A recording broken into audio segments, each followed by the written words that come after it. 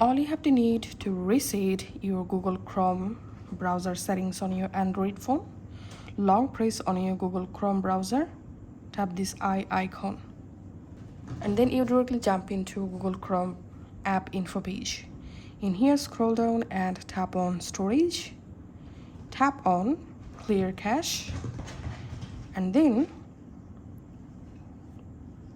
tap on clear data, tap on clear all data. All Chrome's app data will be deleted permanently. This includes all files, settings, accounts, databases, etc. Tap on OK.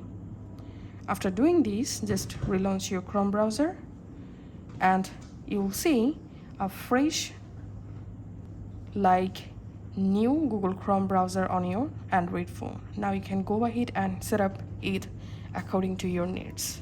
Thanks for watching.